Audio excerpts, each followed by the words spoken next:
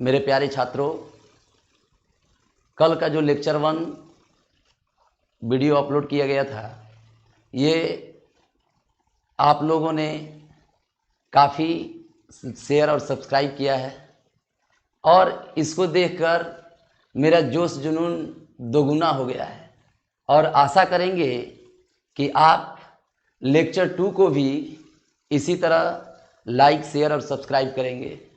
और ये जो टॉपिक जो स्टार्ट किए हैं, ये आपको थोड़ा सा टफ जरूर लग रहा होगा, लेकिन इसे करने के बाद आपको काफ़ी सहूलियत मिलेगी। जब आप आगे का जब कंटेंट मैं पेश करूँगा, जितने स्टैटिक जीके हैं, जब वो पढ़ाना चालू करेंगे, उस समय आपको लगेगा कि वाकई पहले का जो बेस दिए हैं, इस बेस को अभी हम यूज कर पा रहे हैं। इसलिए ज़्यादा ना बातें करते हुए पुनः हम लोग लेक्चर 2 टॉपिक पे आया जाए और इस सौर्य बैच के रफ्तार सीरीज में आप सभी पुनः मैप और पेन लेकर बैठ जाएं। देखिए, कल जो मैं बताया हूं वो था भारत की स्थिति एवं परिचय।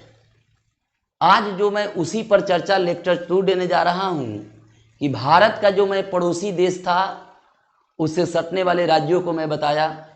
भारत में कौन राज्य किधर है, इस पर मैंने चर्चा किया। अब जो मैं चर्चा करने जा रहा हूं, इसके गठन, इन राज्यों की गठन तथा इनके जो है तटों पे वर्णन, इनके राज्यों का गठन, इनके तटों में बसे राज्य, इन सबों पे अब विशेष चर्चा होने जा रही है। तो आप देखिए यहां जो आपको दिखने को मिल रहा है कि सबसे ऊपर मैंने बताया कि लद्दाख है, इधर बताया जम्मू कश्मीर है। अब कंडीशन क्या बनता है कि ये जो लद्दाख है, ये जम्मू कश्मीर है और ये हिमाचल प्रदेश है, तो ये सभी राज्य कभी ना कभी तो गठन हुए होंगे। उन्हीं पर विशेष चर्चा करने जा रहे हैं, जो एग्जाम के पॉइंट ऑफ व्यू से बहुत ही इंपॉर्टेंट है। और रही बात, कुछ लोगों ने कहा कि सर थोड़ा साफ लिखा करिए। आज बिल्कुल हर तरह से आप लोगों की डिमांड पूरा करेंगे।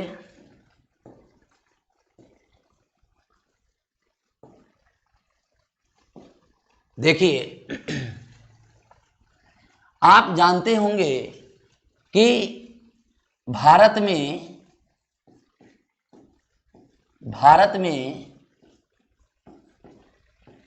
रियासतें थी। भारत में रियासतें थी। इन रियासतों में आप जानते होंगे कि 3 जो रियासतें थी, जो 1 नंबर में जम्मू कश्मीर, 2 नंबर में देखेंगे तो ये है जूनागढ़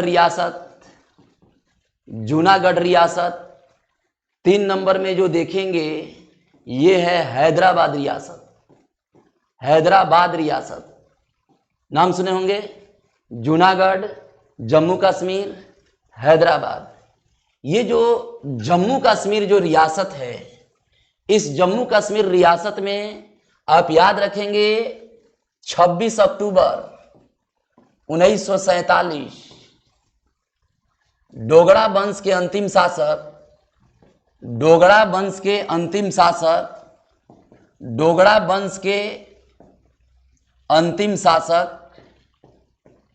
राजा हरि सिंह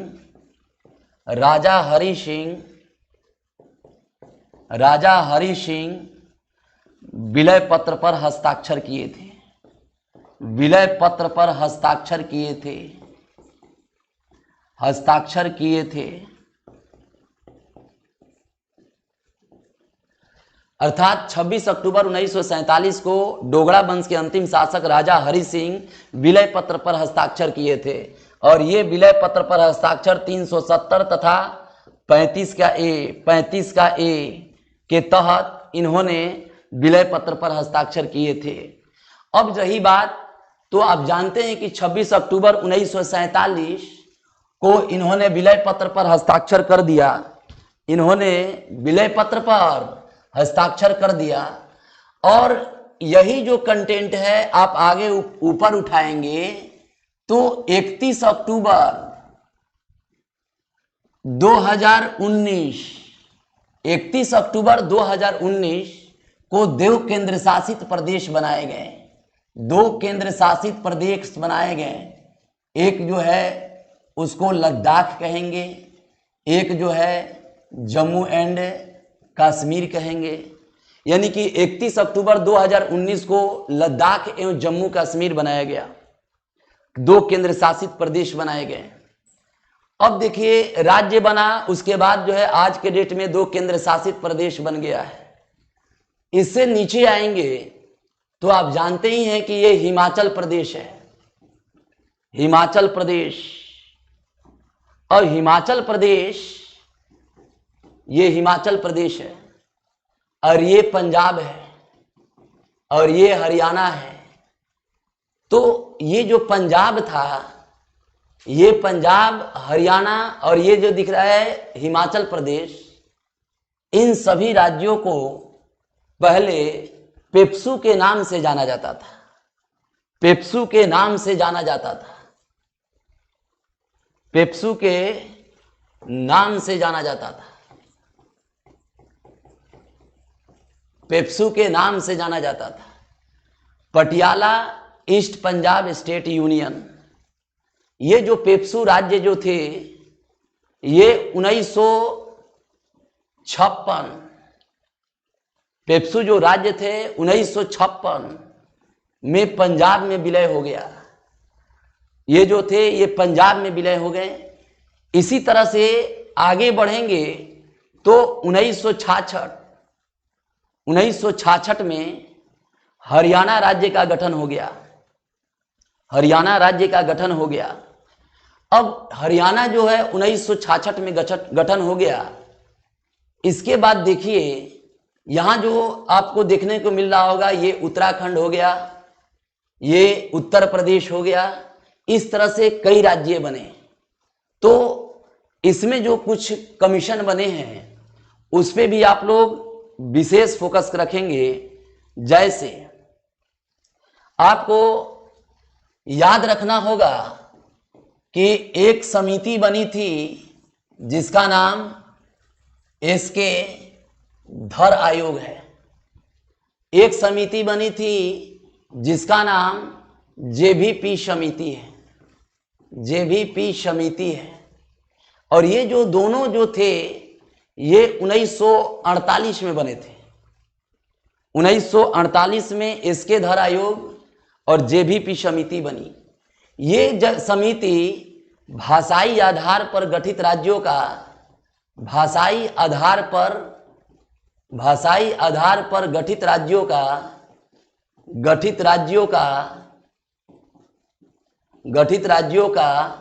विरोध किया था।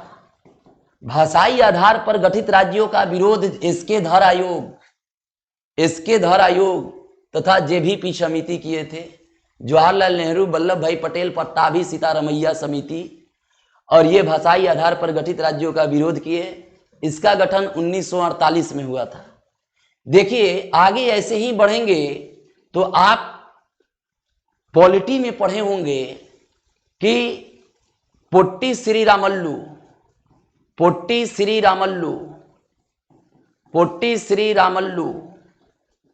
ये 56 दिन का उपवास किए। 56 दिन का उपवास अनशन हुआ इनका। अनशन के उपरांत इन्होंने 56 दिन के अनशन के उपरांत इन्होंने अपने प्राण उपवास विधि से त्याग दिए। अर्थात अनशन के द्वारा इनकी मृत्यु हो गई। इनकी मृत्यु होने के बाद मद्रास एरिया में काफी विद्रोह पैदा हो गया। जब विद्रोह हो गया तो इस विद्रोह को समाप्त करने के लिए, इस विद्रोह को समाप्त करने के लिए 1953 में भारत का प्रथम लिंग्विस्टिक स्टेट्स, भारत का प्रथम भाषाई आधार पर गठित राज्य, भाषाई आधार पर गठित राज्य आंध्र प्रदेश बना। 1953 में गठित राज्य आंध्र प्रदेश बना। ये भाषाई आधार पर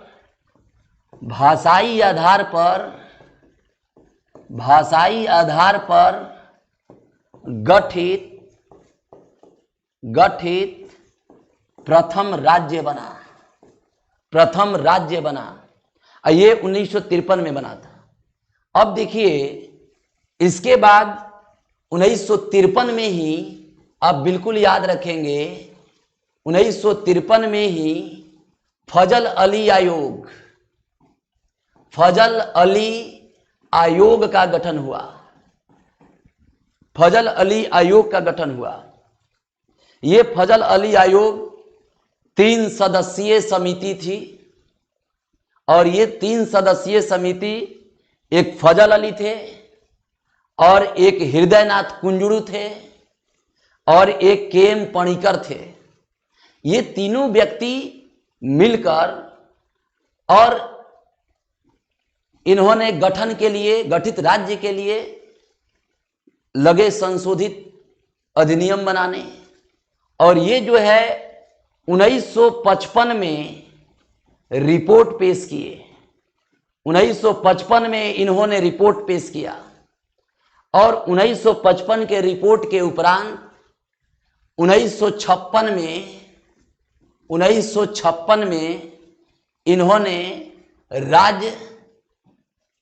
राज्य पुनर्गठन अधिनियम बना। और ये राज्य पुनर्गठन अधिनियम के तहत 14 राज्य तथा 6 केंद्र शासित प्रदेश और 14 राज्य बनाए गए। 14 राज्य बनाए गए तथा 6 केंद्र शासित प्रदेश बनाए गए। इस तरह से आपको याद रखना होगा। क्वेश्चन में इसे कैसे पूछा जाएगा, कहेगा जम्मू कश्मीर का विलय कब हुआ? 26 अक्टूबर 1947। कहेगा जम्मू कश्मीर को तोड़कर 2 केंद्र शासित कब बनाए गए? 31 अक्टूबर 2019। फिर कहेगा आपसे कि जम्मू कश्मीर के विलय पत्र पर हस्ताक्षर किसने किया? राजा हरि सिंह। राजा हरि सिंह किस वंश के शासक थे? राजा हरि सिंह डोगरा वंश के शासक थे। फिर आपसे क्वेश्चन पूछा जाएगा कि पंजाब को पहले किस नाम से जाना जाता था? तो पंजाब को पहले पेप्सू के नाम से भी जाना जाता था। अब देखिए, पंजाब से टूटकर हरियाणा कब गठित हुआ? 1966 में गठित हुआ। भारत का प्रथम भाषाई आधार पर गठित राज्य कौन बना? तो आप कहेंगे भारत का प्रथम भाषाई आधार पर गठित राज्य आंध्र प्रदेश बना। ये first linguistic states of India है। इस तरह से आप याद रखेंगे। तो हम यहां पे देखिए फिल इन द ब्लैंक्स करते जा रहे हैं। आप धीरे धीरे याद करना है कि ये 1953 में बना, और हमने बताया कि ये बाबू 26 अक्टूबर 1947 में बना, और ये बटकर बना 31 अक्टूबर 2019 में बना, 2 केंद्र शासित। फिर मैंने यहां बताया ये हिमाचल प्रदेश है, ये हिमाचल प्रदेश है, और हिमाचल प्रदेश 1971 में पूर्ण राज्य का दर्जा दिया गया। पूर्ण राज्य का दर्जा दिया गया हिमाचल प्रदेश। ये भी पेप्सू का ही पार्ट था। पहले जो पेप्सू राज्य थे ये सभी पेप्सू के अंतर्गत रहा करते थे। इन्हें बांटकर बात समझ में आ, और इधर हरियाणा हो गया, इधर पंजाब है, इधर हिमाचल प्रदेश है। तो आप याद रखेंगे ये अपन को बताया है कि ये हरियाणा है, और हरियाणा 1966 में बना था। हरियाणा का गठन 1966 में हुआ था। अब आगे इसी तरह बढ़ेंगे तो आप ये उत्तराखंड है। उत्तराखंड उत्तर प्रदेश से टूटकर 9 नवंबर 2000 में बना था। 9 नवंबर 2000 में बना था। इस तरह से हम आगे बढ़ेंगे तो ये उत्तर प्रदेश है। उत्तर प्रदेश को आजादी के पहले इसे संयुक्त प्रांत कहा जाता था। आजादी के पहले इसे संयुक्त प्रांत कहा जाता था। संयुक्त प्रांत कहा जाता था।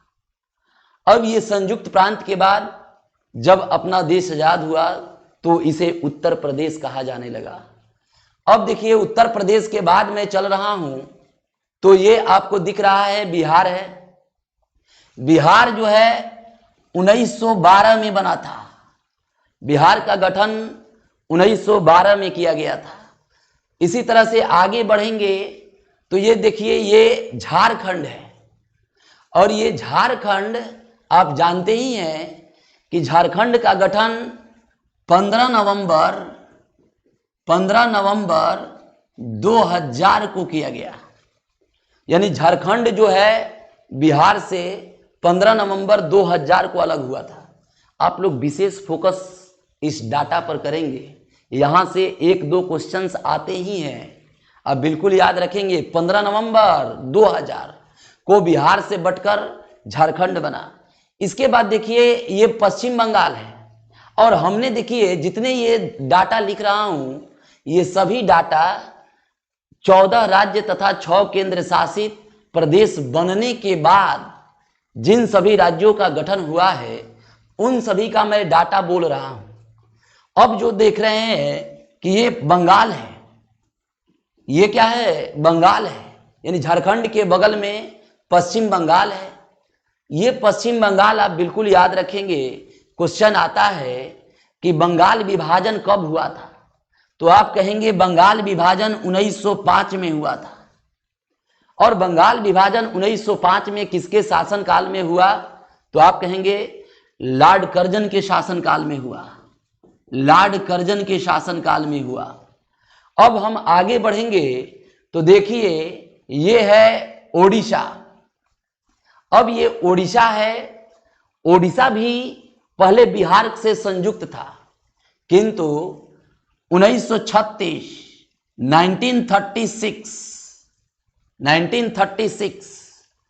1936 में उड़ीसा बना। उड़ीसा बना। ओडिशा बना। अब ये देखिए 1936 में जब ये उड़ीसा बना तो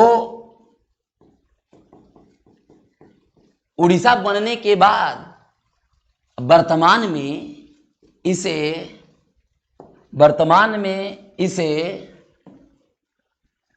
ओडिशा कर दिया गया। ओडिशा कर दिया गया। ये ओडिशा 2011 में किया गया है। अर्थात उड़ीसा का गठन कब हुआ 1936, किससे बटकर बिहार से, और उड़ीसा से ओडिशा कब बना 2011 में बना। इसी तरह हम आगे चलेंगे तो ये छत्तीसगढ़ है। छत्तीसगढ़ आप बिल्कुल याद रखेंगे कि ये 1 नवंबर 2000 में बना। ये जो है किससे कटकर बना था, तो आप कहेंगे कि ये मध्य प्रदेश से कटकर बना था। मध्य प्रदेश उसी समय राज्य पुनर्गठन अधिनियम के तहत 1956 में जो 14 राज्य 6 केंद्र शासित बने थे, उसी में ये सभी राज्य गठित हुए थे। अब देखिए अगला जो कंडीशन है ये गुजरात है। ये तो मध्य प्रदेश जानते ही हैं। ये राजस्थान हो गया। अब जो दिख रहा है ये गुजरात है। गुजरात में देखिए आप लेंगे तो गुजरात जो है 1960 1960। और ये जो महाराष्ट्र है ये भी क्या कहेंगे, 1960। तो गुजरात महाराष्ट्र की गठन 1960 में है। गुजराती बोलने, यहां पे गुजराती के लिए गुजरात है, मराठी के लिए महाराष्ट्र है। किंतु उस समय भाषा आधार पर गठित राज्य था, लेकिन किसी अन्य भाषी को यहां रहने की रोक नहीं थी। यानी कि भाषा आधार पर गठित हुई थी, मगर भाषा अनिवार्य नहीं था। तो आप याद रखेंगे 1960, 1960। देखिए यहां आएंगे तो आप बिल्कुल याद रखेंगे कि इस जगह पे एक छोटा सा राज्य है जिसका नाम गोवा है। ये गोवा आप बिल्कुल याद रखेंगे कि ये गोवा 1961 1961 में पुर्तगालियों से आजाद हुआ। पुर्तगालियों से आजाद हुआ। पुर्तगालियों से आजाद हुआ। और 1961 में दमन द्वीप वहां होगा, केंद्र शासित प्रदेश, उस पे भी अधिकार हुआ। ये गोवा है 1961, पुर्तगालियों से इसे आजाद कराकर 1987 में इसे पूर्ण राज्य का दर्जा दिया गया। पूर्ण राज्य का दर्जा दिया गया। पूर्ण राज्य का दर्जा दिया गया। तो आप बिल्कुल इसे याद रखेंगे कि 1987 में पूर्ण राज्य का दर्जा किसे दिया गया, तो गोवा को दिया गया। 1961 में किसको आजाद कराया गया, गोवा को आजाद कराया गया। गोवा पर किस विदेशी औपनिवेशिकों का शासन था, तो पुर्तगालियों का शासन था। अब देखिए आगे चलेंगे तो क्वेश्चन आता है, जितने मैं गठन का नहीं लिख रहा हूं, आप याद रखेंगे कि उस समय 14 राज्य तथा 6 केंद्र शासित 1956 राज्य पुनर्गठन अधिनियम के तहत बनाए गए थे। अब समझेंगे कुछ क्वेश्चंस और आते हैं कि कोंकणी भाषा कहां बोली जाती है।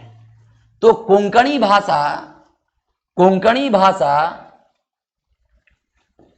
भाषा गोवा में बोली जाती है। कोंकणी भाषा गोवा में बोली जाती है। और इसके बाद आता है कि कन्नड़ भाषा कहां बोली जाती है। तो आप कहेंगे कन्नड़ भाषा कर्नाटक में बोली जाती है। फिर आएगा कि मलयालम भाषा कहां पे बोली जाती है। तो मलयालम भाषा आप कहेंगे मलयालम भाषा केरल में बोली जाती है। फिर आपसे क्वेश्चन कहेगा कि तमिल भाषा कहां बोली जाती है। तमिल भाषा तमिलनाडु में बोली जाती है। तमिलनाडु में बोली जाती है। और फिर कहेगा तेलुगु भाषा कहां बोली जाती है। आंध्र प्रदेश तथा तेलंगाना। आंध्र प्रदेश तथा तेलंगाना। आंध्र प्रदेश तथा तेलंगाना। आंध्र प्रदेश तथा तेलंगाना। देखिए ये जो तेलंगाना दिख रहा है, ये 2 जून 2014 को बना था। ये जो तेलंगाना आपको दिख रहा है, ये 2 जून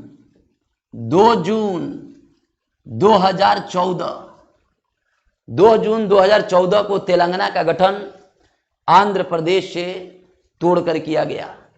अब देखिए मैं इधर के राज्यों पे आपको क्रमानुसार बताया हूं। अब इधर चलेंगे तो आप देखिए, हमने बताया था कि सिक्किम है। यहां सिक्किम जो है, ये सिक्किम 35वां संविधान संशोधन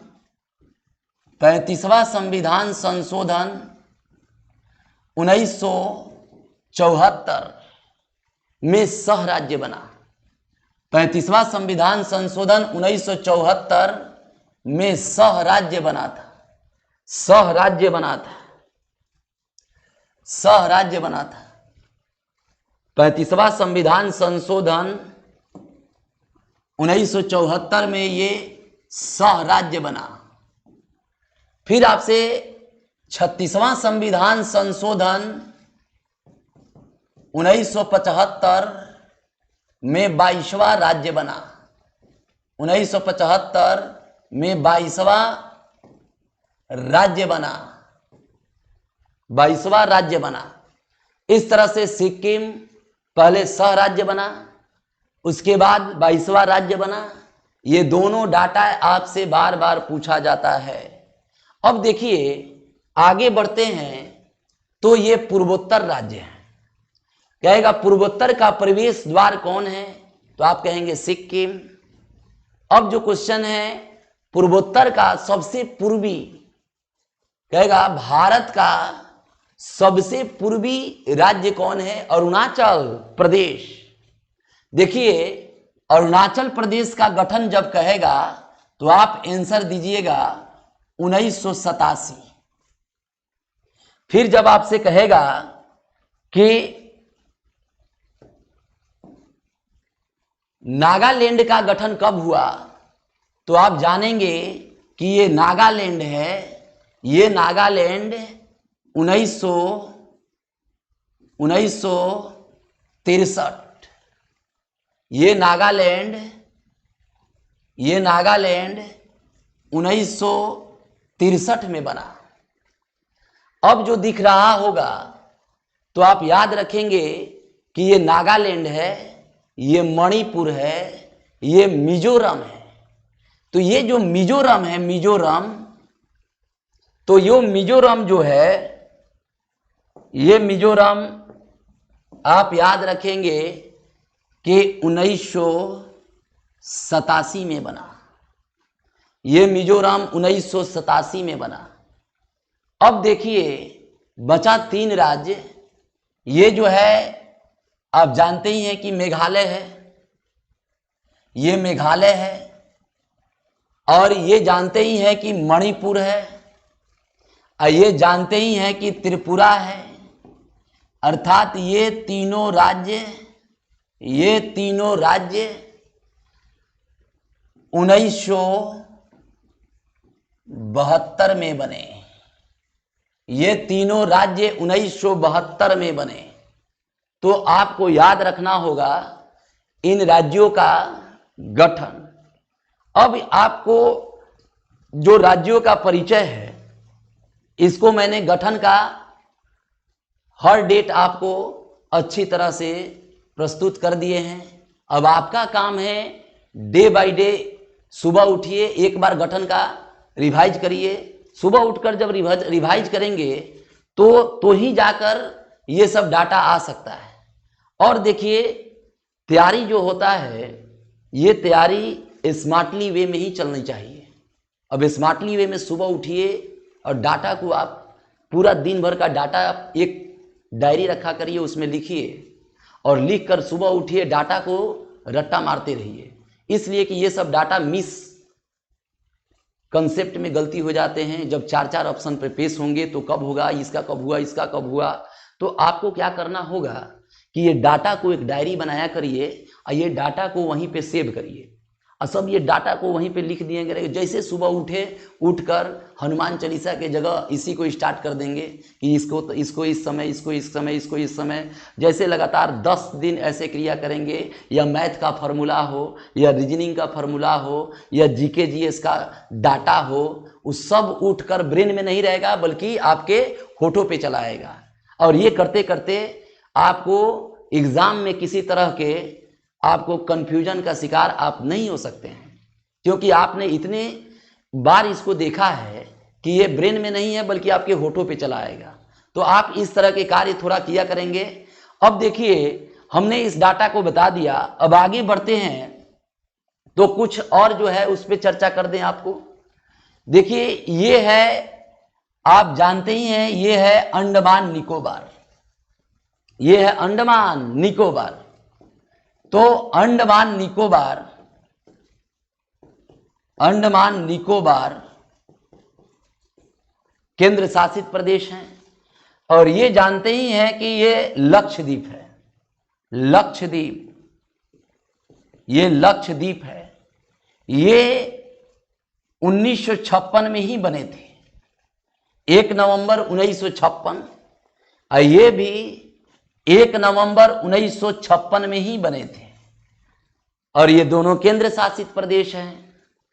देखिए, एक और राज्य का मैं जो चर्चा करने जा रहा हूं वो सर्वाधिक इंपॉर्टेंट है, उसका नाम है पुडुचेरी। पुडुचेरी, देखिए पुडुचेरी की 4 जिले हैं। पुडुचेरी की पुडुचेरी की पुडुचेरी की 4 जिले हैं। पुडुचेरी की 4 जिले हैं, आप बिल्कुल याद रखेंगे। एक होगा पुडुचेरी और एक होगा कराईकाल। कराईकाल, एक होगा यनम और एक होगा माहे। अब समझिए, पुडुचेरी और ये कराईकाल, पुडुचेरी और कराईकाल ये तमिलनाडु में है। ये तमिलनाडु में है। और ये यनम जो है, ये यनम आप कहेंगे ये यनम आंध्र प्रदेश में है। आंध्र प्रदेश में है। और ये जो माहे दिख रहा है, ये माहे केरल में है। ये माहे केरल में है। अब देखिए, पुडुचेरी जो है, ये पुडुचेरी फ्रांसीसियों के शासन में था। फ्रांसीसियों के शासन में था। अर्थात पुडुचेरी को फ्रांसीसियों से 1954 में आजाद कराया गया। 1954 में फ्रांसीसियों से आजाद कराया गया। फ्रांसीसियों से आजाद कराने के बाद आप बिल्कुल याद रखेंगे कि ये पुडुचेरी फ्रांसीसियों से आजाद कराने के बाद, और फ्रांसीसी जो है इस पर बहुत दिनों तक शासन किया, उन्हीं का ये बसाया हुआ शहर था। आप जानेंगे कि ये पुडुचेरी 1674 में फ्रांसिस मार्टिन ने बसाया था। फ्रांसिस मार्टिन ने बसाया था। फ्रांसिस मार्टिन ने बसाया था। 1674 का ये फ्रांसिस मार्टिन पुडुचेरी को बसाया। 1954 में इसे फ्रांसीसियों से आजाद कराया गया। ये पुडुचेरी की 4 जिलाएं हैं। एक पुडुचेरी, कराईकाल, यनम, माहे। पुडुचेरी कराईकाल तमिलनाडु में है, यनम आंध्र प्रदेश में है, माहे केरल में है। भारत का सबसे छोटा जिला माहे है। भारत में सबसे छोटा जिला माहे है। सबसे छोटा जिला माहे है। ये 9 वर्ग किलोमीटर में फैला हुआ है। तो भारत का सबसे छोटा जिला माहे है। ये माहे पड़ता कहाँ है? केरल। मगर किसके अधिकार में है?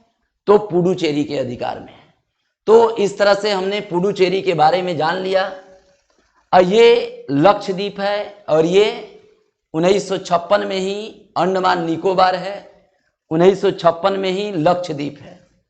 अब देखिए, मैंने इन सभी के गठन के बारे में चर्चा किया। अब जो मैं चल रहा हूं, अब बिल्कुल याद रखेंगे कि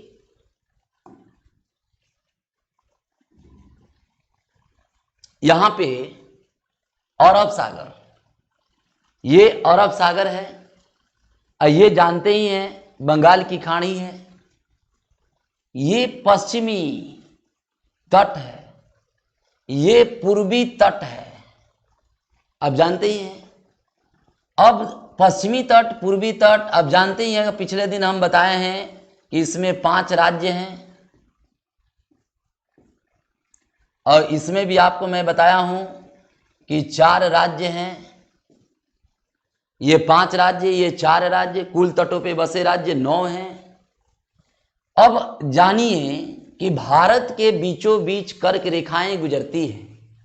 तो कर्क रेखा जो गुजरती है, ये कर्क रेखा आप बताएंगे कि सर ये कर्क रेखा गुजरात से स्टार्ट होती है, राजस्थान में जाती है, मध्य प्रदेश में जाती है, और मध्य प्रदेश के बाद छत्तीसगढ़ में जाती है, छत्तीसगढ़ के बाद झारखंड में जाती है, झारखंड के बाद पश्चिम बंगाल में जाती है, और बांग्लादेश, पश्चिम बंगाल के बाद बांग्लादेश में जाती है, और बांग्लादेश के बाद आप जानते ही हैं त्रिपुरा और मिजोरम, त्रिपुरा और मिजोरम। क्वेश्चन देखिए, क्वेश्चन पे मैं ला रहा हूं आपके कि जब आपसे क्वेश्चन पूछा जाए कि कर्क रेखा पर बसे कितने राज्य हैं, तो आप कहेंगे कि सर कर्क रेखा पर 8 राज्य बसे हैं, 8 राज्य बसे हैं। कर्क रेखा पर पश्चिम से पहला राज्य कौन, दूसरा राज्य कौन, तीसरा राज्य कौन, पूरब से पहला राज्य कौन, दूसरा राज्य कौन, तीसरा राज्य कौन, इस तरह से भी क्वेश्चन आते जाते रहेंगे। तो आपको बोलना है कि पश्चिम से जो पहला राज्य है सर, ये गुजरात है। पश्चिम से दूसरा राज्य जो है, ये सर राजस्थान है। और अगला जो पूछेगा कि तीसरा राज्य सर, तो आप कहेंगे सर ये तीसरा राज्य मध्य प्रदेश है।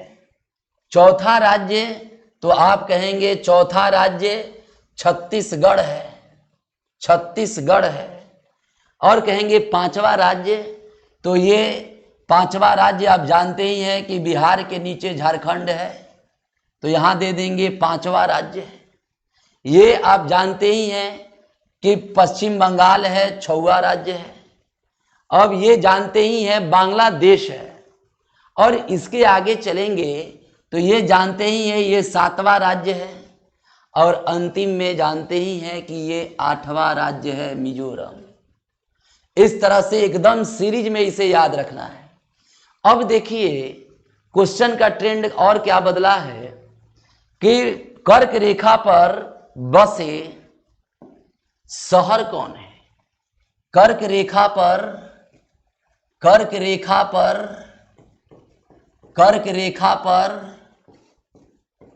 स्थित शहर,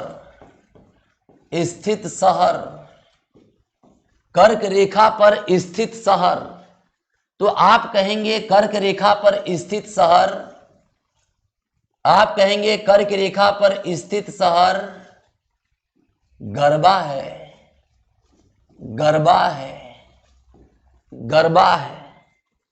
अब देखिए ये गरबा है, गरबा का पूछेगा कि बताइए कौन कौन राज्य हैं, तो आपको आंसर देना होगा कि गरबा जो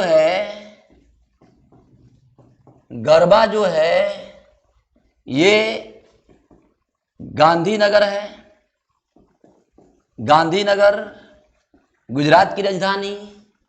ये उज्जैन है, ये उज्जैन है, ये आपको दिख रहा होगा, ये रांची है, और ये आपको दिख रहा होगा ये भोपाल है, ये आपको दिख रहा होगा ये अगरतला है, अगरतला है।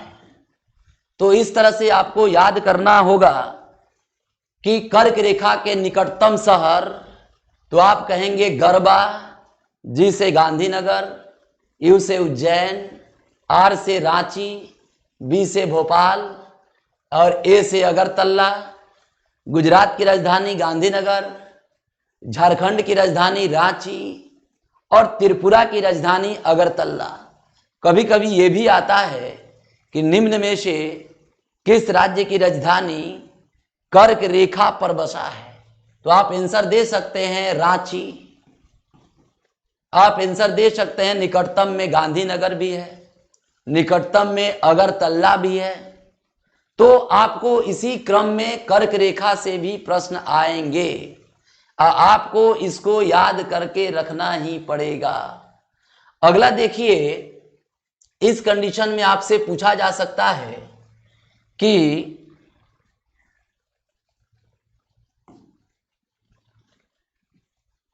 भारतीय मानक समय रेखा, भारतीय मानक समय रेखा, तो आप जानते ही हैं भारतीय मानक समय रेखा, भारतीय मानक समय रेखा, भारतीय मानक समय रेखा, भारतीय मानक समय रेखा 82.5 डिग्री है, 82.5 डिग्री 5 राज्यों से गुजरती है, 5 राज्यों से गुजरती है, 5 राज्यों से गुजरती है। और ये 5 राज्य आप एकदम क्रमानुसार याद कर लेंगे कि ये 5 राज्य कौन कौन हैं। तो आप कहेंगे सर यूपी है, सर एमपी है और छत्तीसगढ़ है, यूपी, एमपी, छत्तीसगढ़ और ओडिशा है, ओडिशा है। और इसके बाद जो है आंध्र प्रदेश है। ये 5 राज्य से भारतीय मानक समय रेखा गुजरती है, आपको बिल्कुल ये याद रखना पड़ेगा। अब देखिए चलते हैं लेकर राज्यों में, तो आपसे क्वेश्चन ये भी कहेगा कि भारतीय राज्यों में कितने ऐसे राज्य हैं नहीं स्थल से और ना ही समुद्र से अंतर्राष्ट्रीय सीमा बनाती हैं। तो ये जो है 5 राज्य ऐसे हैं जो स्थलबद्ध है और ये किसी अन्य अंतर्राष्ट्रीय सीमा से ये सीमा साझा नहीं करती है। तो आपको हम राज्य बोले हैं, केंद्र शासित प्रदेश की चर्चा अभी नहीं की है। तो आप बोलेंगे, ध्यान से सुनिए, यहां देखिए आपको दिख रहा होगा, यहां देखिए आपको दिख रहा होगा हरियाणा,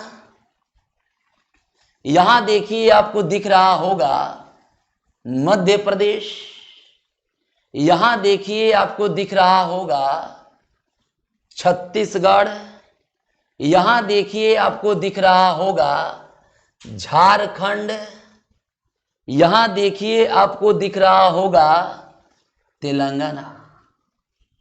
ये 5 ऐसे राज्य हैं जो अंतर्राष्ट्रीय सीमा साझा नहीं करती हैं। अब आपको याद रखना होगा कि ये 5 राज्य का क्रम में भी याद रखिए कि ये सर ये हरियाणा है, ये सर मध्य प्रदेश है, ये छत्तीसगढ़ हैं, ऊपर में झारखंड दिख रहा है, नीचे में तेलंगाना दिख रहा है। ये किसी से शर्तें नहीं है, किसी से अंतर्राष्ट्रीय सीमा नहीं साझा करते हैं। अब समझिए ये उत्तर प्रदेश है, उत्तर प्रदेश से क्वेश्चन आएगा, यानी यहां पे मैं इसको लिख दूं कि भारत का भारत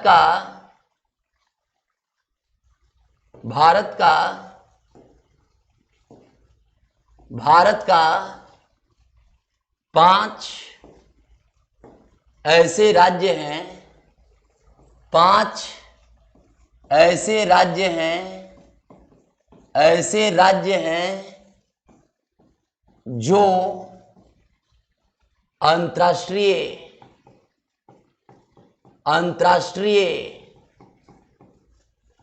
सीमा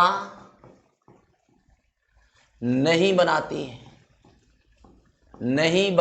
हैं। भारत का 5 ऐसे राज्य हैं जो अंतर्राष्ट्रीय सीमा नहीं बनाती हैं। जैसे आप कहेंगे 1 नंबर में हरियाणा, 2 नंबर में मध्य प्रदेश, 3 नंबर में छत्तीसगढ़, 4 नंबर में ऊपर में झारखंड, 5 नंबर में तेलंगाना। ये 5 ऐसे राज्य हैं जो अंतर्राष्ट्रीय सीमा साझा नहीं करती हैं। अब देखिए अगला जो टर्म मैं बताने जा रहा हूं इस पे भी आप विशेष फोकस करेंगे कि कहेगा सबसे बड़ा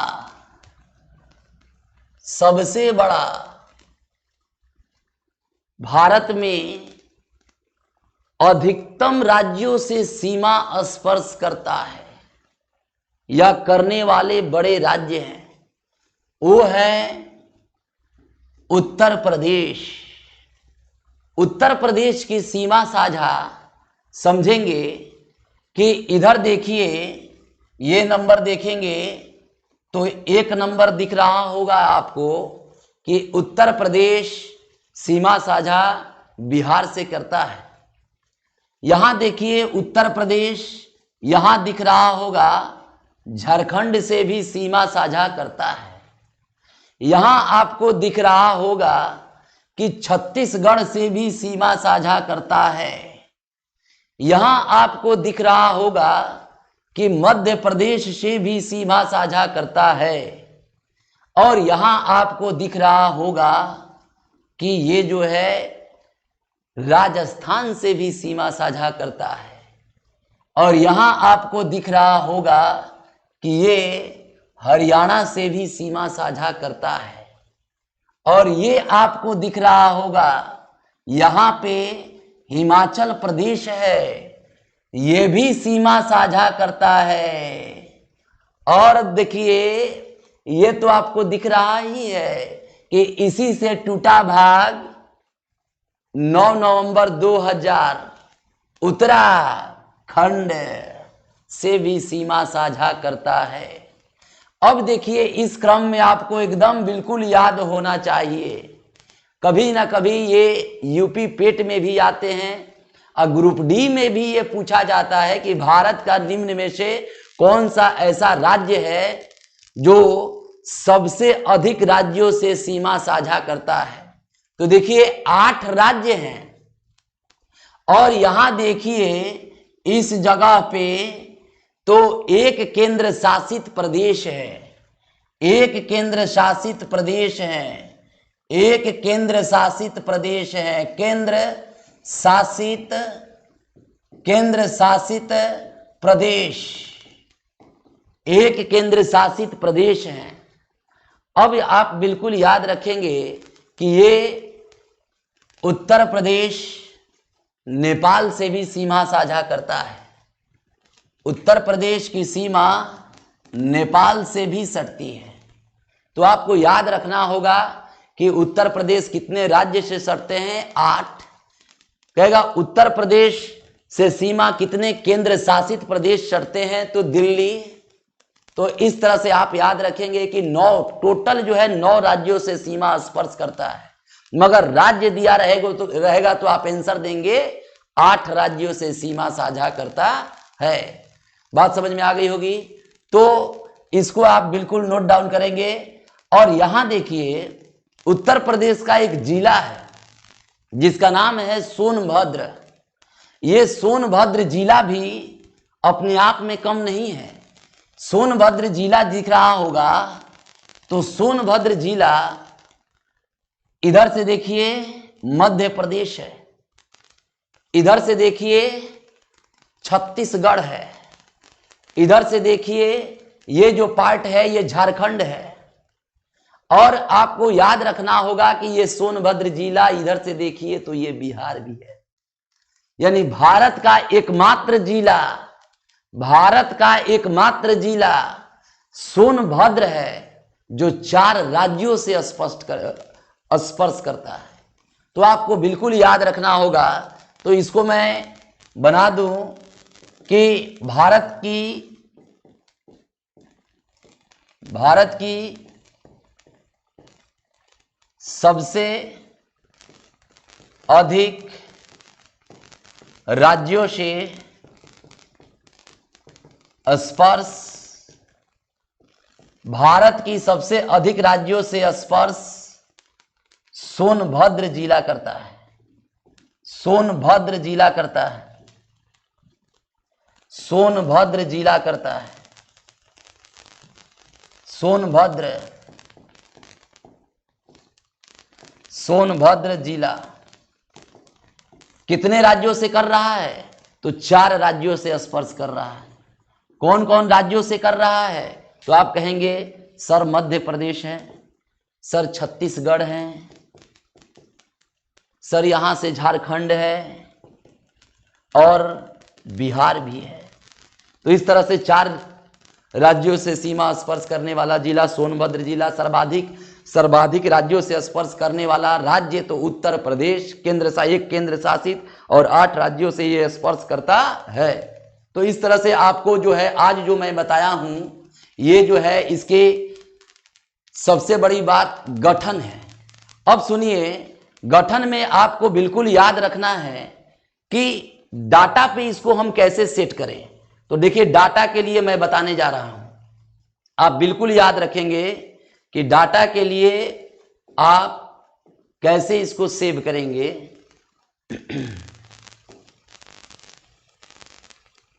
गरबा आप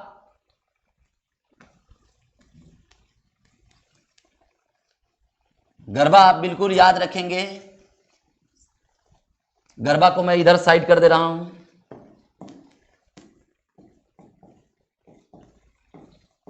ये गरबा याद करके रखेंगे। ये शहर है, कर्क रेखा, कर्क रेखा पर बसा शहर है, कर्क रेखा पर बसा शहर है ये। अब समझिए, अब इसको डाटा में मैं कैसे ला रहा हूं। देखिए, 1 मिनट में सभी डाटे अब कैसे मैं कलेक्शन कर रहा हूं। आप बिल्कुल घबराए ना। ऊपर में देखिए, 26 अक्टूबर 1947 जम्मू एंड कश्मीर विलय। तुरंत आपसे क्वेश्चन आएगा 26 अक्टूबर 1947 के बाद 31 अक्टूबर 2019, 31 अक्टूबर 2019 लद्दाख एंड जम्मू एंड कश्मीर। तुरंत क्वेश्चन आएगा 1966 हरियाणा। तुरंत क्वेश्चन आएगा 1971 हिमाचल प्रदेश को पूर्ण राज्य का दर्जा दिया गया। तुरंत क्वेश्चन आएगा कि आपसे 1960, तो आप कहेंगे 1960 में महाराष्ट्र और गुजरात। तुरंत डाटा आएगा 1960 में महाराष्ट्र और गुजरात है। तुरंत डाटा आएगा कि सर 1 नवंबर, 9 नवंबर और 15 नवंबर, ये तीनों। तो तीनों में आप याद रखेंगे कि एक जो है 1 नवंबर को छत्तीसगढ़, 9 नवंबर को उत्तराखंड, 15 नवंबर को झारखंड। इस तरह से आगे देखेंगे तो 1963 नागालैंड। फिर आपसे कहेगा 1987, तो आप कहेंगे सर 1987 में गोवा भी था, 1987 में अरुणाचल प्रदेश भी था, 1987 में सर मिजोरम भी था। फिर आपसे क्वेश्चन आएगा 1972 जो मैं ट्रेंगुलर शेप में बनाया था 1972। तो ये 1972 में आप बिल्कुल याद रखेंगे कि ये है, आप कहेंगे सर मेघालय भी था, मणिपुर भी था, त्रिपुरा भी था। ये तीनों जो है 1972 में बनाए गए थे। तो आप इस डाटा को पुनः घर पे जाकर और एक डाटा में आप इसको सेव करके रखेंगे। और हमने बताया था कि एसके धर आयोग तो 1948, इसी में जेबीपी समिति था, जेबीपी समिति 1948। फिर आपको आएगा कि 1953 फजल अली आयोग था, फजल अली आयोग, फजल अली आयोग, फजल अली आयोग। इस तरह से आपको 1953 में फजल अली आयोग। अब जो है इस डाटा को आप जाएंगे और घर पर पुनः जो है डायरी लेंगे, इसको एक जगह रख लेंगे और रखने के बाद आप सुबह सुबह उठकर डेली मैथ्स हो, रीजनिंग हो या जीके जीएस हो, इन सभी डाटा को आप एक सुरक्षित सेव करके रखिए और सेव करके सुबह उठिए। सुबह उठकर डेली प्रतिदिन लगातार जब 10 दिन जाएंगे ना तो ये ब्रेन से उतरकर आपके होठों पे आ जाएगा। तो आप इस चीज को आप एकदम बेहतरीन तरीका से डायरी में मेंटेन करिए और उधर जाकर आप जो है सेट लगाइए। देखिए, सफलता का कोई शॉर्टकट नहीं होता, मगर हाँ स्मार्ट वर्क जरूर होता है। आप स्मार्ट वर्क में कैसे करेंगे उस पर थोड़ा चर्चा करने जा रहा हूं। तो स्मार्ट वर्क में देखिए क्या है, आप रेगुलर बेसिस पे आप ज्वाइन करिए कि रेगुलर बेसिस पे कोई क्लास करें। दूसरा नंबर काम है कि आप रेगुलर बेसिस जैसे 1 से 2 महीना बीतता है, आप क्या करेंगे, सेट बनाना चालू करेंगे और सेट आप लक्ष्य के अनुरूप बनाएंगे। ग्रुप डी तो ग्रुप डी, बात समझ में अब इस ग्रुप डी पे रेगुलर सेट लगाइए और सेट का डिस्कशन करिए। और डिस्कशन में देखिए 100 क्वेश्चन से आप अटेम्प्ट में ले रहे हैं, उसमें से क्या होगा 50 से 60 क्वेश्चन आपसे बनते होंगे, 40 क्वेश्चन में आपको हवा नहीं लगता होगा। ये 40 क्वेश्चन को आप क्या करेंगे कि आप नोट्स बनाइए। कैसा नोट्स, मैथ का मैथ में लिखिए, रीजनिंग का रीजनिंग में लिखिए, जीके का जीके में लिखिए और लिखकर आप बेहतरीन तरीका से लिखते जाइए, लिखते जाइए, रटते जाइए, लिखते जाइए, रटते जाइए। रटते रटते क्या होगा कि एक वैसा नोट्स भी तैयार हो जाएगा जो मार्केट में हर सेट पे आपका कमांड भी रहेगा, हर सेट से डाटा कलेक्शन भी हो जाएगा, इधर से कोचिंग संस्थान का सब भी आपके पास डाटा होगा। जब टोटल ओवरवर्क जो काम कर लेंगे तब जाकर सफलता के नज़दीक चले जाएंगे। इस तरह से अपने मैं इस सेशन को समाप्त करता हूँ। पुनः आपको अगले सेशन में लेक्चर 3 में पुनः मिलेंगे। इसके लिए धन्यवाद।